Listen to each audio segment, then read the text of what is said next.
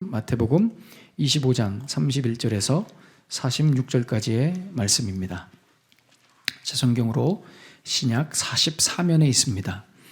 마태복음 25장 31절에서 46절까지의 말씀. 인자가 자기 영광으로 모든 천사와 함께 올 때에 자기 영광의 보좌에 앉으리니 모든 민족을 그 앞에 모으고 각각 구분하기를 목자가 양과 염소를 구분하는 것 같이 하여 양은 그 오른편에 염소는 그 왼편에 두리라. 그때 임금이 그 오른편에 있는 자들에게 이르시되 내 아버지께 복받을 자들이여 나와 창세로부터 너희를 위하여 예비된 나라를 상속받으라. 내가 줄일 때에 너희가 먹을 것을 주었고 목마를 때에 마시게 하였고 나그네 되었을 때에 영접하였고 헐벗었을 때에 옷을 입혔고 병들었을 때에 돌보았고 옥에 갇혔을 때에 와서 보았느니라. 이에 의인들이 대답하여 이르되 주여 우리가 어느 때에 주께서 줄이신 것을 보고 음식을 대접하였으며 목마르신 것을 보고 마시게 하였나이까? 어느 때에 나그네 되신 것을 보고 영접하였으며 헐벗으신 것을 보고 옷 입혔나이까? 어느 때에 병드신 것이나 옥에 갇히신 것을 보고 가서 배웠나이까 하리니 임금이 대답하여 이르시되 내가 진실로 너희에게 이르노니 너희가 여기 내 형제 중에 지극히 작은 자 하나에게 한 것이 곧 내게 한 것이니라 하시고 또 왼편에 있는 자들에게 이르시되 저주를 받은 자들아 나를 떠나 마귀와 그 사자들을 위하여 예비된 영원한 불에 들어가라.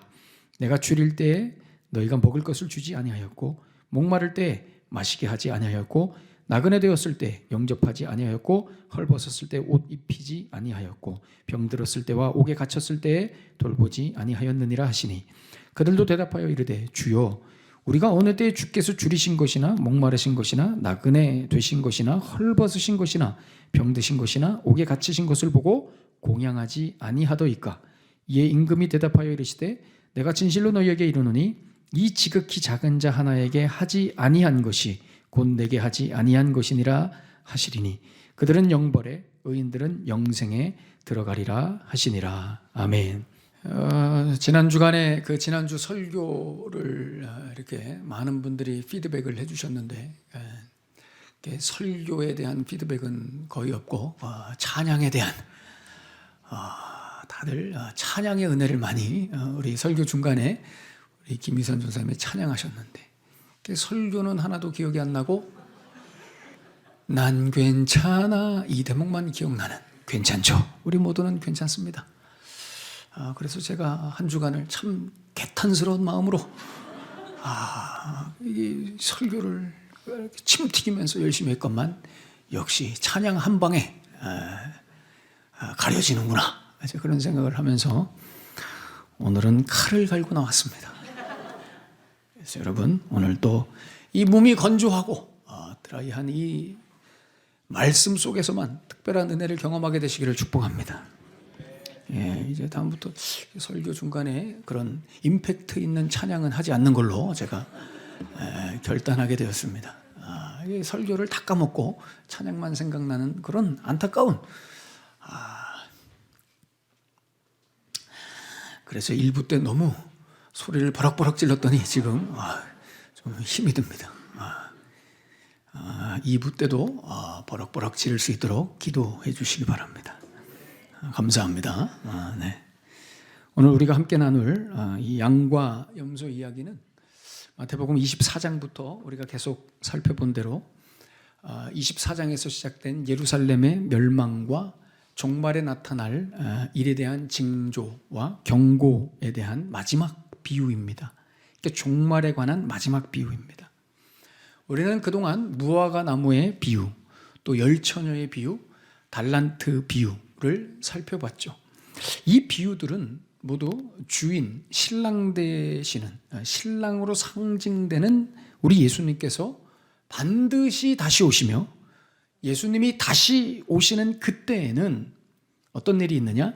충성된 종과 악한 종, 슬기로운 여인과 미련한 여인, 5달란트, 2달란트 받은 종과 1달란트 받은 종이 이렇게 나뉘게 되는 그런 현상이 나타난다라는 것을 강조하는 비유였습니다. 재차 말씀드리지만 이 종말이라는 것은 여러분 시간의 끝이나 어떤 전 지구적인 멸망, 재앙 같은 그런 물리적인 사건이 아니라 예수께서 다시 오시는 재림의 사건이 종말인 줄로 믿습니다. 종말은 여러분 시간이 다 됐다고 해서 오는 것도 아니고요. 어떤 물리적인 전지구적인 멸망의 어떤 사건 때문에 종말이 오는 것도 아닙니다. 이 종말이라는 것은 뭐냐? 예수님의 다시 오시는 그 재림의 사건이 바로 종말이라는 것입니다. 그렇다면 왜 예수님은 다시 오시는가? 우리 예수님은 왜 꼭 다시 오셔야 되는가? 그렇습니다. 충성된 종들, 슬기로운 여인들, 5달란트, 2달란트 받은 종들은 품에 안으시고 나머지 악한 종, 미련한 여인, 1달란트 받은 종들은 불못에 던지시기 위해서 우리 예수님이 다시 오신단 말이에요. 여러분, 예수님의 재림, 예수님의 다시 오심은 뭘 의미하는 거냐면 예수님이 오셔서 뭐 하시냐면은 너는 천국, 너는 지옥, 이렇게 예수님께서 구분하시는 겁니다. 그 일 하시려고 예수님께서 다시 오신다는 거예요. 그것이 바로 마지막 때에 나타날 일이라는 거예요. 여러분, 이 일은 너무 중요합니다. 왜 이 일이 너무 중요하냐?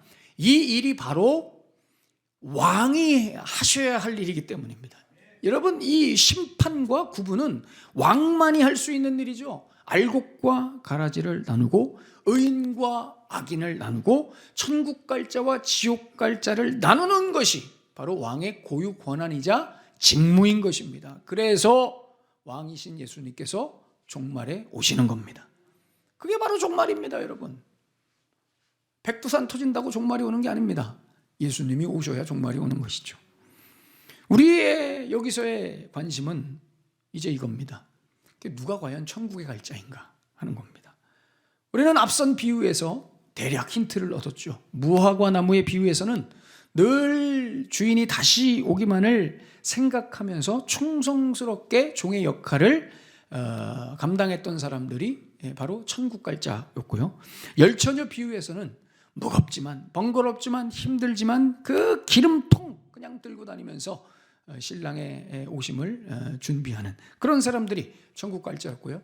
달란트 비유에서는 또 다시 오실 그 주인을 생각하면서 5달란트, 2달란트로 그 받은 것으로 열심히 일해서 끝까지 종의 신분으로 종의 사역을 감당했던 사람들이 바로 천국 갈 자라는 것을 우리는 지난 3주에 걸쳐서 이 말씀을 나눴던 것입니다. 오늘 본문의 이 마지막 비유도 같은 맥락으로 이어지는 것이죠. 오늘 이 양과 염소의 비유는 엄밀히 말해서 비유라고 하기에는 좀 그렇습니다. 왜냐하면 이렇게 양과 염소라는 이 동물의 이름을 따서 이 각각의 부류를 이렇게 매칭을 시켜서 각각의 행동 양식의 차이를 보여주는 식의 이야기이지 좀 비유라고 하기에는 너무 많이 간 것 같습니다. 그래서 여러분들이 이 양과 염소의 비유를 대할 때 많은 분들이 이렇게 오해합니다. 양은 착하고 염소는 악하고, 양은 굉장히 순종적이고 염소는 굉장히 고집불통이고, 양과 염소는 서로 앙숙이고 맨날 싸우고 이런 관계로 생각하는데 그렇지 않습니다. 여러분, 양과 염소는 이렇게 서로 친합니다.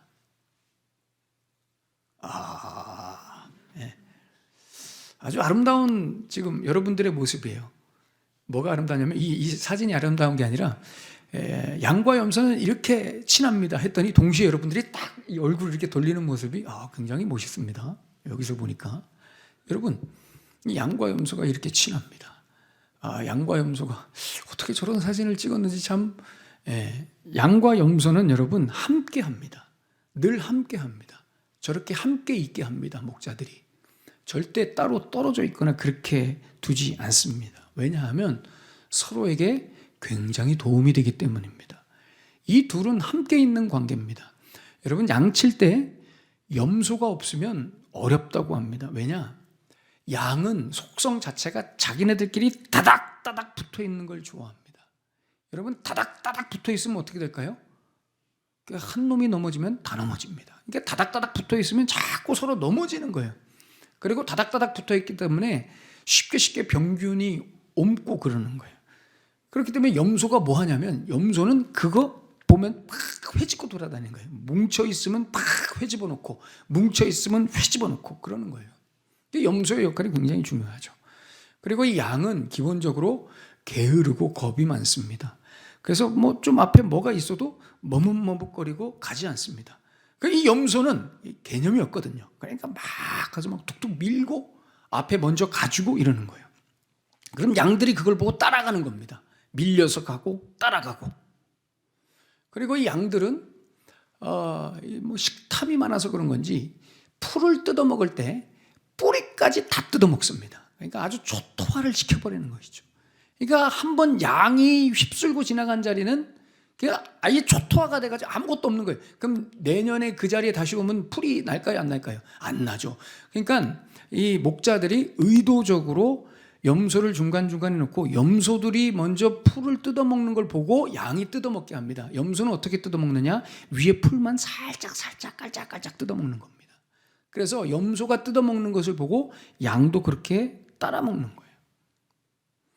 그래서 여러분, 이 양떼에서 염소의 역할이 얼마나 중요하냐? 굉장히 중요합니다. 그래서 양을 칠 때는 반드시 3대1의 비율로 섞어 놓는 겁니다. 양이 3이면 염소는 1입니다. 양이 30마리면 염소는 10마리 이렇게 섞어 놓는 거예요. 그래야 양을 칠 수 있다는 겁니다. 같이 가둬놓는 것이죠, 서로. 그런데 이제 해가 뉘엿뉘엿 지고 하루 일과를 마치고 이제 집으로 돌아오면 목자가 뭘 하느냐? 양과 염소를 이렇게 구분합니다. 이제 하루 일과를 마치고 집에 돌아오면 양과 염소를 구분해요.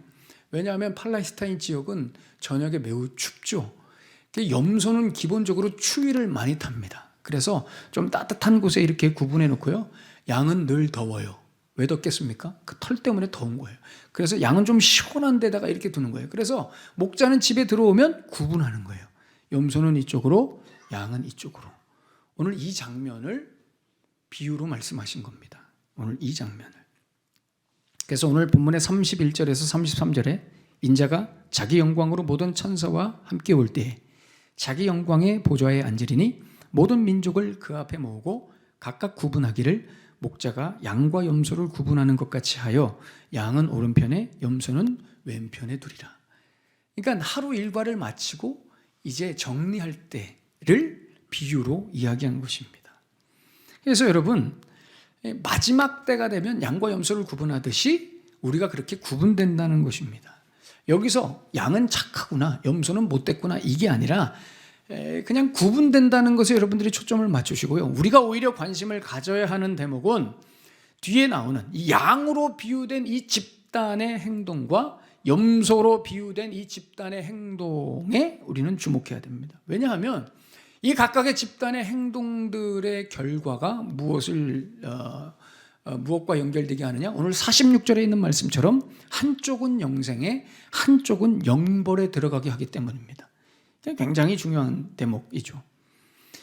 그래서 이 둘이 어떤 차이가 있는지를 우리는 오늘 본문을 통해 알아봐야 되는 것이죠. 먼저 오늘 34절에 보시면 임금이 나옵니다. 이 임금은 오늘 이 임금이 이 오른편에 있는 자들에게 이렇게 이야기합니다. 34절에 내 아버지께 복받을 자들이여 나와 창세로부터 너희를 위하여 예비된 나라를 상속받으라. 야, 이 굉장히 중요한 대목입니다. 오른편에 있는 자들은 밑도 끝도 없이 창세전부터 예비된 자들이여 너희를 위하여 예비된 하나님의 나라를 상속받으라 라고 이렇게 선언을 해줍니다. 그러니까 너희들은 하나님 백성들이다 라고 선언해 주는 거예요. 이 오른편에 있는 사람들은 도대체 어떤 사람들이길래, 이들은 도대체 어떤 존재들이길래 창세전부터 예비된 하나님의 나라를 상속받느냐. 그 근거를 이제 35절부터 설명하는 겁니다. 왜 이 사람들은 이런 사람들이냐? 이렇게 설명하죠. 너희들은 내가 주일 때 먹을 것을 주었고 목마를 때 마시게 했고 헐벗었을 때 옷을 입혀줬고 나그네 되었을 때 영접해줬고 병들었을 때 돌봐줬고 옥에 갇혔을 때 나를 한번 찾아와 봐줬다. 이렇게 말하는 거예요. 임금이 이렇게 얘기를 했는데 이 오른편에 있는 의인들은 이렇게 반응합니다. 제가 언제요? 임금님, 제가 언제 그랬습니까? 저는 그렇게 한 적이 없는데요. 여러분, 이 의인의 반응을 꼭 기억하십시오. 이 의인의 반응을 기억하십시오. 자, 그리고 왼편을 한번 보겠습니다. 이 왼편에 있는 자들의 반응을 한번 볼까요? 임금이 동일하게 왼편에 있는 사람들에게도 이렇게 말합니다. 41절에 저주를 받은 자들아. 시작부터 여기는 또 저주를 받은 자들이에요. 나를 떠나 마귀와 그 사자들을 위하여 예비된 영원한 불에 들어가라. 왼편에 있는 자들은 이렇게 그냥 저주를 받은 자들이라고 이야기합니다.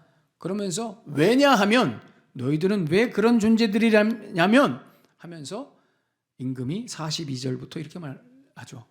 너희는 내가 줄일 때 먹을 것을 주지 않았고 목마를 때 마시게 하지도 않았고 나그네 내었을 때 영접해 주지도 않았고 헐벗었을 때 옷 입혀 주지도 않았고 병들었을 때 옥에 갇혔을 때에도 너희들은 나를 외면했다. 이렇게 말합니다. 그런데 여기서 이 왼편에 있는 자들의 반응이 재밌습니다. 임금님, 우리가 언제 그랬습니까? 다 하지 않았습니까?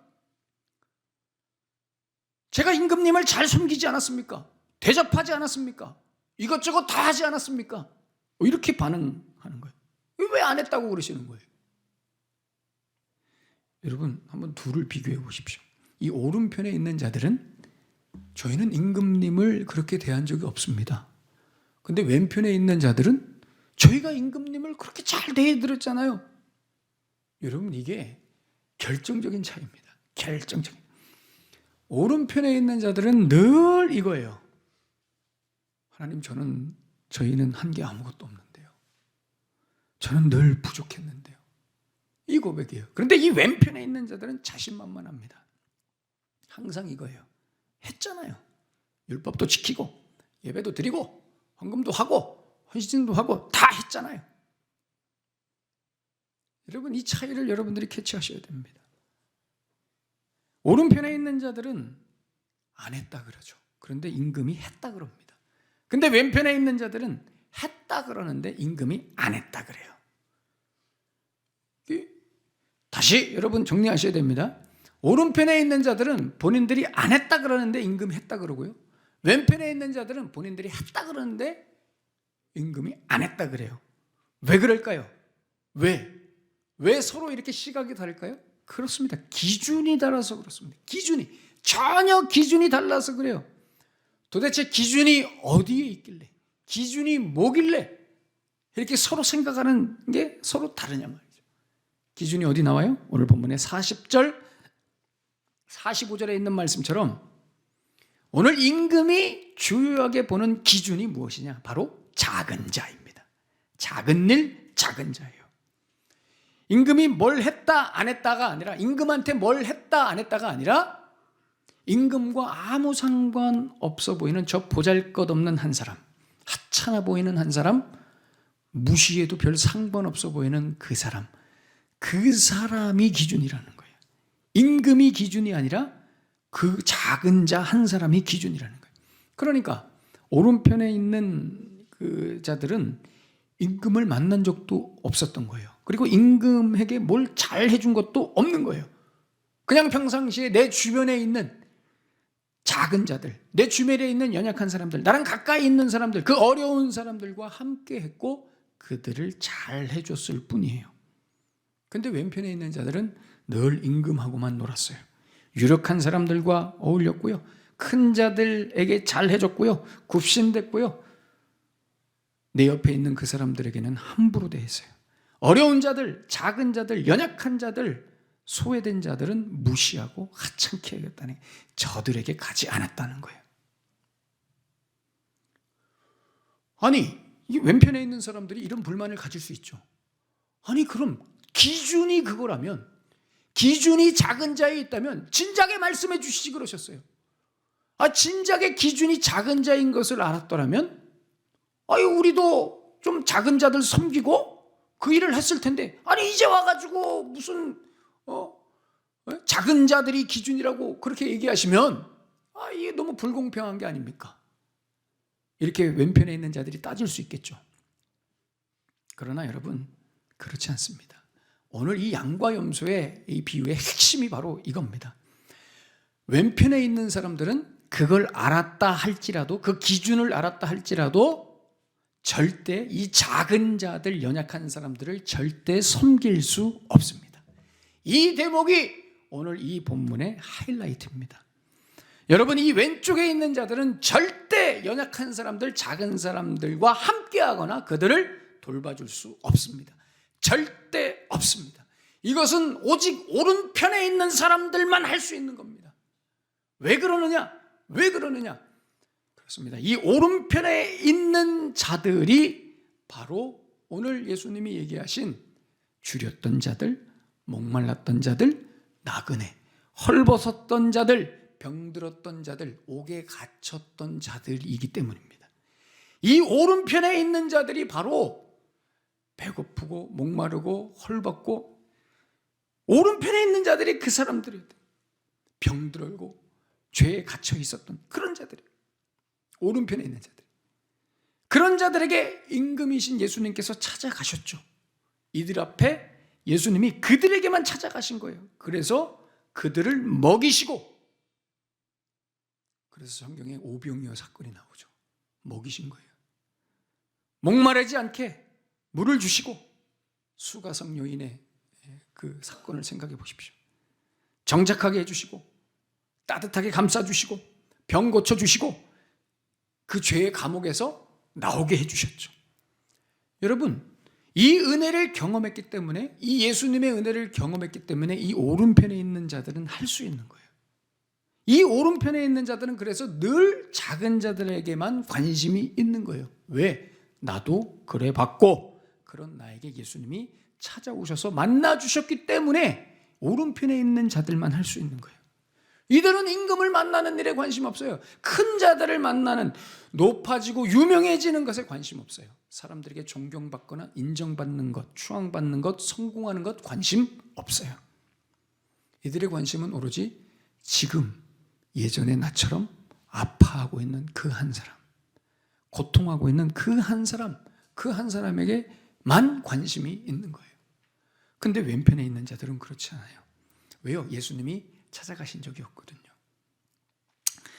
이 왼편에 있는 자들이 왜 작은 자들, 하찮은 자들과 소외된 자들과 함께 할 수 없느냐?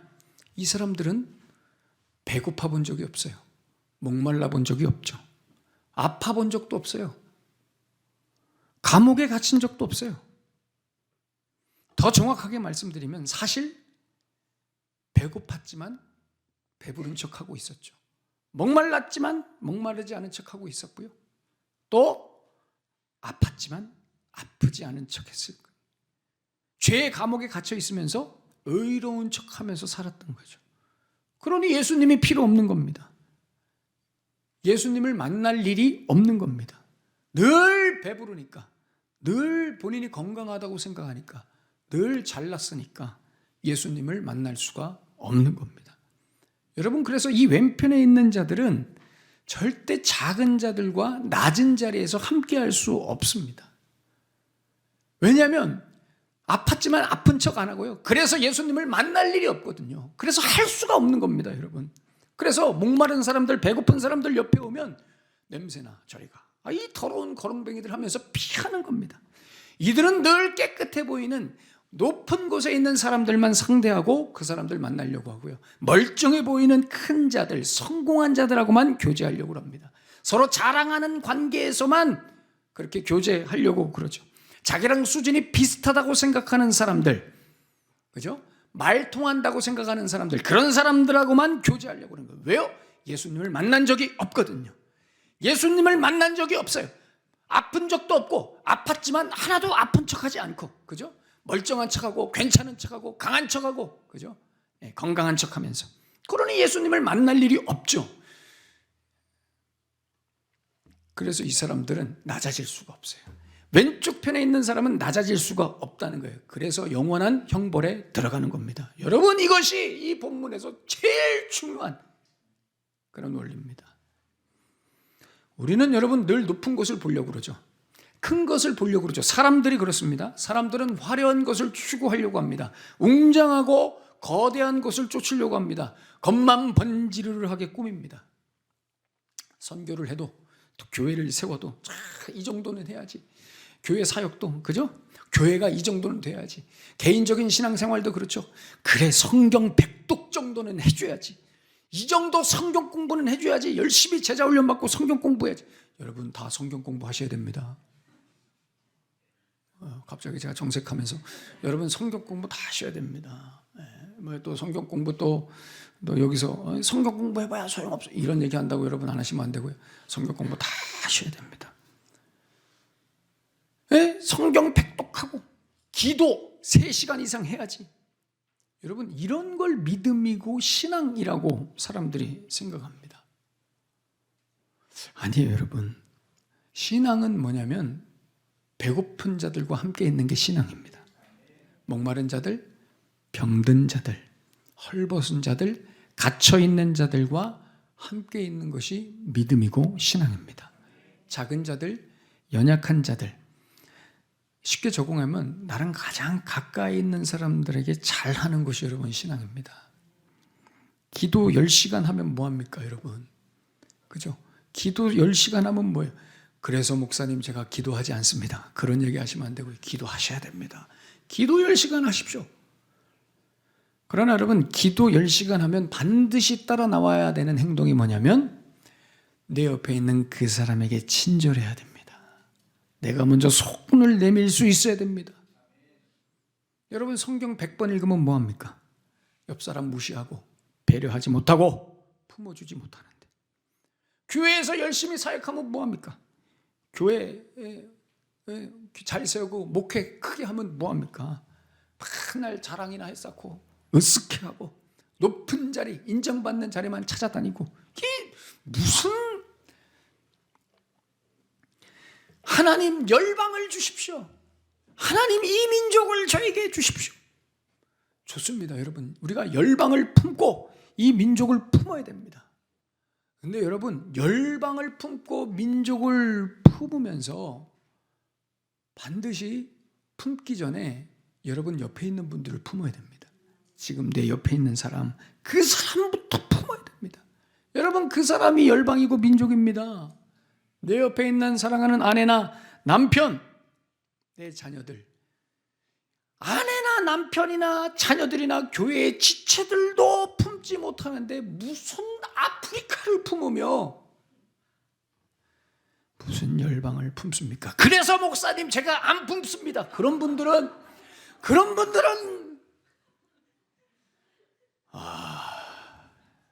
저도 어떻게 할 수 없습니다. 알아서 사십시오. 그냥 성경을 100번 읽으면 100번 읽은 결과가 나와야죠.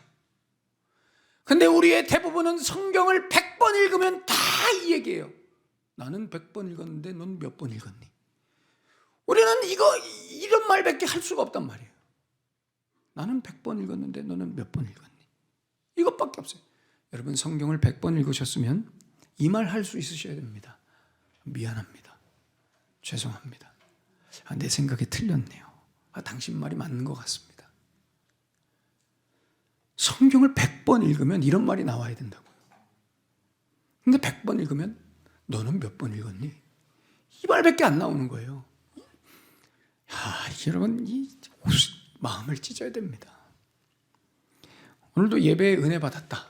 우리가 예배 가운데 하나님의 은혜를 경험했다 했을 때 여러분 은혜를 받았다는 것은 오해하지 마십시오.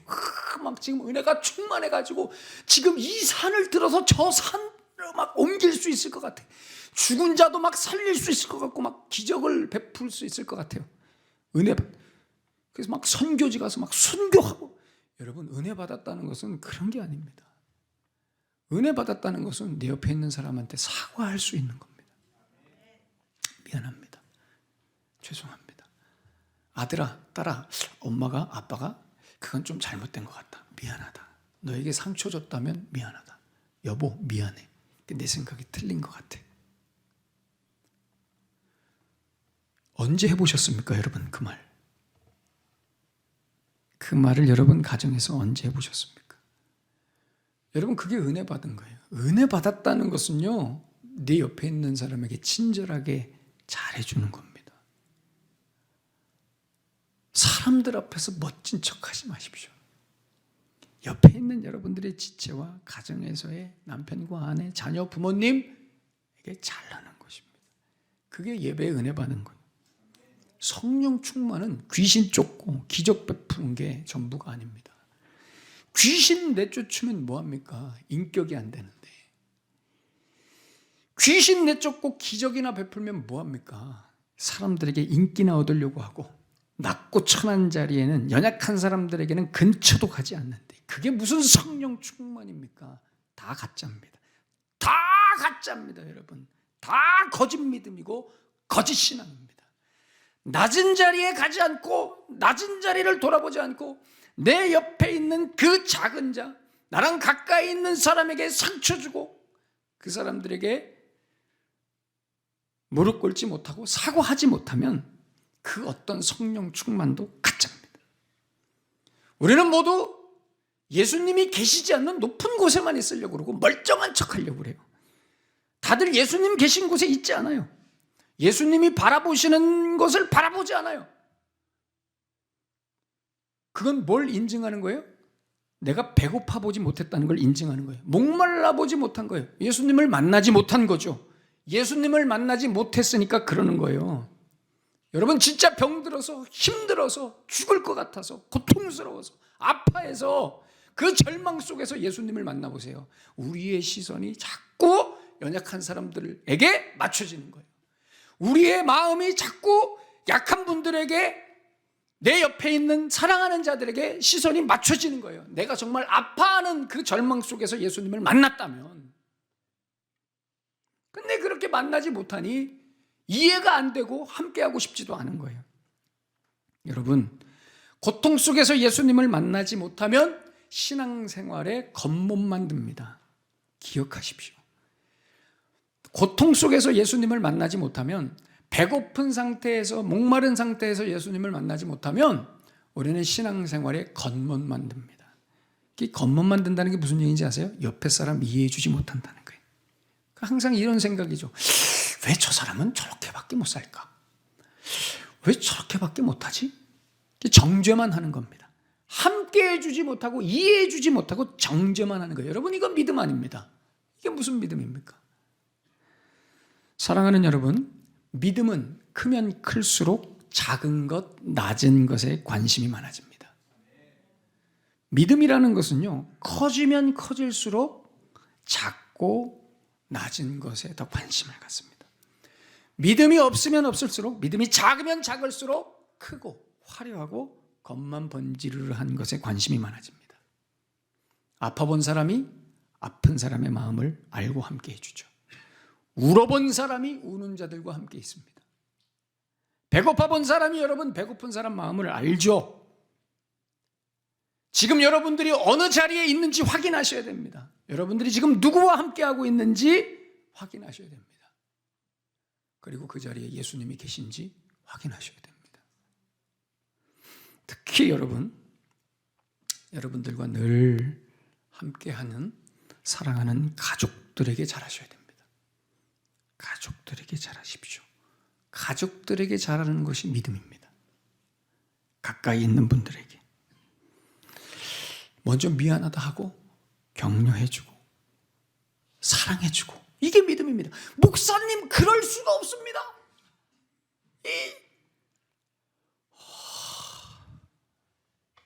목사님, 속 모르는 소리 하지 마십시오.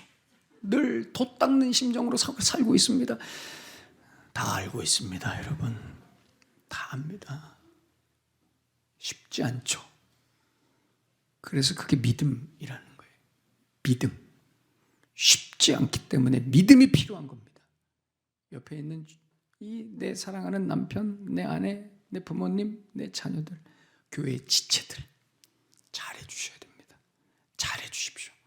함부로 대하지 마십시오. 내 승질 부릴 거 다 부리면서, 그죠?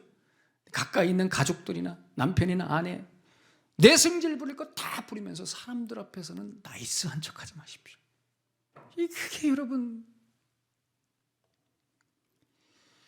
사랑하는 아내, 남편, 자녀들에게 먼저 잘하십시오. 사랑이란 그런 겁니다. 은혜를 받으셨으면 그렇게 하셔야 됩니다. 고린도전서 13장에 사랑장이 나오죠. 저는 그 사랑장에서 제일 제가 좋아하는 대목이 13장 5절에 있는 말씀입니다. 무례히 행하지 아니하며. 여러분, 사랑은 무례히 행하지 않는 것입니다. 절대 무례히 행하지 않습니다. 사랑한다고 함부로 한다고요? 그건 사랑하지 않는 것입니다. 여러분, 100년을 살아도, 같이 부부가 100년을 살아도 무례히 행하시면 안 됩니다. 예의를 갖추십시오. 그리고 사랑하십시오. 더 이해해 주십시오. 목사님, 이해할 수가 없습니다. 이 사람은 아무리 봐도 염소인 것 같습니다. 저는 양인데 저 인간은 언제 양이 될까? 여러분, 믿음을 발휘하셔야 됩니다. 믿음을 발휘. 왜 믿음을 주위에 있는 사람들, 이 세상 사람들 앞에서는 발휘하는 척하면서 왜 가까이 있는 사람들에게는 안 되는 거예요? 여러분, 은혜 받았으면, 여러분들이 예수님 만났으면 그거 해내셔야 됩니다. 노력하십시오. 노력하십시오. 여러분, 저도 노력하고 있습니다. 저도 일을 바닥바닥 갈면서 노력하고 있습니다. 여러분, 쉽지 않은 거 다 알고 있습니다. 사랑하는 여러분, 우리 예수님은 반드시 다시 오시죠.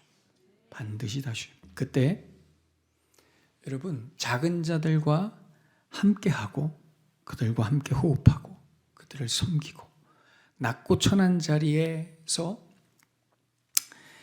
그들과 뒤엉켜서 그들을 도우며, 더 나아가 우리의 삶에 가장 나랑 가까이 있는 그분들에게 예의를 갖추고 더 사랑해주고 이해해주고 배려해주는 그런 오른편에 있는 의인들만이 천국 가는 줄로 믿습니다.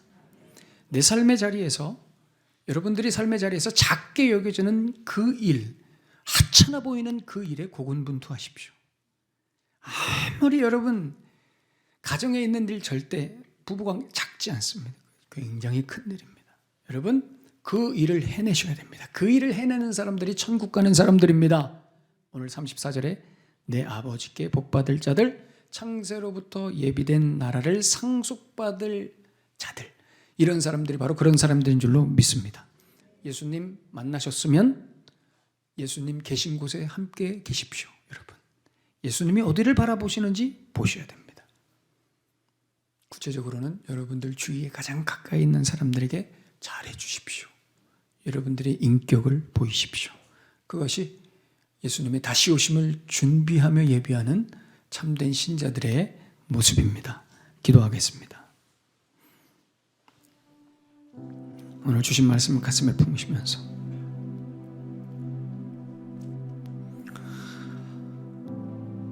내 아버지께 복받을 자들아, 창세로부터 예배된 나라를 상속받을 자들아.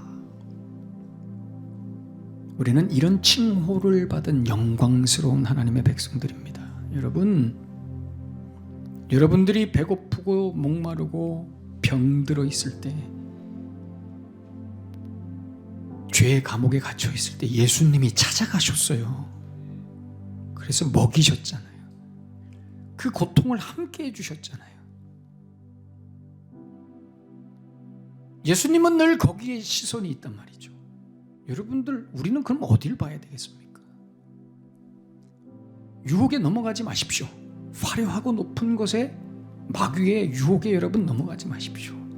예수를 믿는다는 것은 그런 게 아닙니다. 예수를 믿는다는 것은 상식적인 것이요, 나랑 가장 가까이 있는 사람들, 이게 잘하는 것이고요, 작은 자들, 어려운 자들, 고통 속에 있는 자들을 위해서 기도하고 그들과 함께 있는 것이 예수를 믿는 것입니다. 예수님 다시 오실 때 그런 자들이 천국 갑니다. 보십시오. 두고 보십시오. 그런 자들이 천국 갑니다. 돌이키십시오. 회개하십시오. 믿음이 뭔지를 다시 생각하십시오. 그리고 이번 한 주간 실천하십시오. 힘들어도 안 돼도 실패해도 또 그렇게 하십시오. 그것이 여러분들이 은혜 받았다는 증거입니다. 오늘 주신 말씀 가슴에 품으시면서 뜨겁게 하나님 앞에 우리의 마음을 드리며 함께 기도하겠습니다. 하나님 아버지, 주님,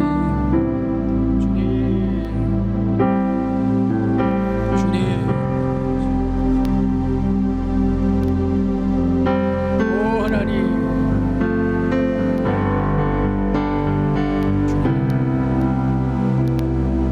주여 불쌍히 여겨주시고 하나님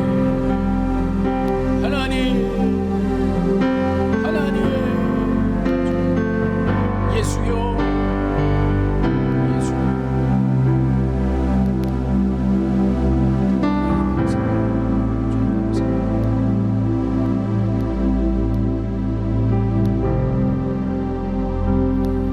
내 아버지께 복받을 자들이요 창세로부터 예비된 나라를 상속받을 자들이요.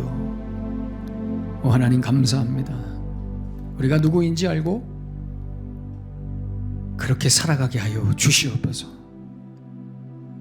하나님, 우리 예수님께서 늘 바라보시는 그곳에 우리도 우리의 시선이 있게 하시고 예수님이 계신 그곳에 우리가 있게 하여 주시옵소서. 예수를 믿는다는 것은 내가 먼저 손 내밀고 내 연약함을 인정하고 더 사랑하고 더 배려하고 함께하는 것입니다. 우리 주님 다시 오실 때 이런 자들이 오른편에 있는 자들이요 천국 가는 자들임을 기억하며 이번 한 주간도 부족하지만 연약하지만 고군분투하며 도전하게 하여 주시옵소서. 그래서 우리 사랑하는 원흥성광교회 모든 성도들 하나님의 오른편에 있는 자들인 것을 증명하게 하여 주시옵소서. 예수님의 이름으로 축복하며 기도하옵나이다. 아멘.